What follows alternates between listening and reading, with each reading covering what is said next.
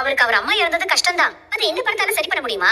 இதெல்லாம் அவர் யோசிக்க வேணாமா? அம்மா அதான் எல்லாம் முடிஞ்சிருச்சுல, அதோட விட்டுரு. அவருக்கு தேவை பணம் இல்ல, என் புருஷன் மேல கோவத்தை காட்டணும், அதை காட்டிட்டாரு. இதோட போகட்டும். இனிமே எந்த பிரச்சனையும் இல்ல. சீதாவும் நிம்மதியா இருப்பா.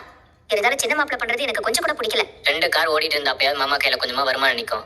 இப்ப என்ன சொல்றது? ஏய் அதெல்லாம் ஒண்ணும் இல்ல, நாங்க சமாளிச்சுப்போம். ஏய், எத்தனை நாளைக்கு நீ சமாளிப்பீங்க? இப்பதான் கடையெல்லாம் திறந்து கொஞ்சம் முன்னேறி வந்துட்டு இருக்கீங்க.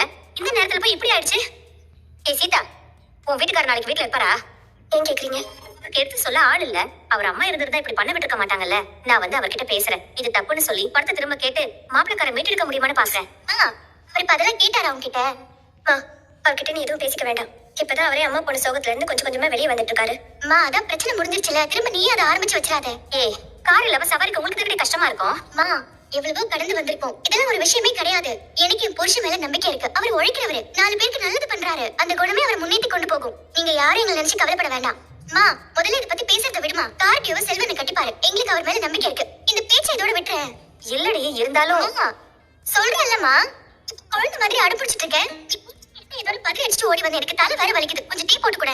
சீதா, உனக்கு வீட்டுல எதுவும் பிரச்சனை இல்லையே? அவர் எதுவும் திரும்ப கோவப்பட்டு ஒன்னு அடிச்சாரா? அப்படிலாம் எதுவும் இல்லக்கா. இப்ப கொஞ்சம் மாறிட்டாரு. அதான் பணத்தை கொடுத்துட்டாவல, இப்ப கோவம் கொஞ்சம் குறைஞ்சிருச்சு. இப்பெல்லாம் நல்லதாக்கா பேசுறாரு. அவர் மாறினா நல்லதுதான். நீ சந்தோஷமா இருக்கணும், அதுதான் எங்களுக்கு வேணும். என்னாலதான் மாமா கார் விற்க வேண்டியதாயிடுச்சுல. அதெல்லாம் நினைச்சு நீ ஒன்னும் கவலைப்படாத சீதா. கார் ஓட்டுறவங்களுக்கு இதெல்லாம் சாதாரணமா நடக்கிறதுதான். செல்வம் ஒண்ணு சீக்கிரம் டியூ கட்டி வண்டி திருப்பிடுவாங்க. சரி, மாமாக்கு தேங்க்ஸ் என்னதான் சொல்லிடு. நீ ஒன்னும் கவலைப்படாத, எல்லாம் சரியாயிடும். கண்டிப்பா உன் புருஷனும் முழுசா மனசு மாறுவாரு. நாம எல்லாரும் மறுபடியும் சந்தோஷமா ஒண்ணா இருப்போம். செல்வா வச்சு என்னாச்சு? காசெல்லாம் கொடுத்தாச்சா? எல்லாம் நல்லபடியா முடிஞ்சுப்பா. காசும் கொடுத்தாச்சுப்பா. 5 லட்சம் கொடுத்தாச்சா? ஆம்பா, செல்வா 2 லட்சம் ரெடி பண்ணா, மீதி நான் ரெடி பண்ணி கொடுத்துறேன்பா. எப்படி மீதி 3 லட்சம் ஆச்சே? இவன் என்ன கார் ஓட்டியார் என்னால சம்பாதிச்சிருக்க போறான்? இல்ல பேங்க்ல தான் இவனுக்கு லோன் கொடுக்க போறாங்களா? எங்கேயாவது வட்டிக்கு வாங்கிருப்பான்பா. எதுக்கு இப்படி பேசுறீங்க? என் புருஷன் ஒண்ணு யாரையும் ஏமாத்தி சம்பாதிக்கல. கௌரவமா கார் ஓட்டுறாரு, என்னையும் நல்லா பாத்துக்கிறாரு.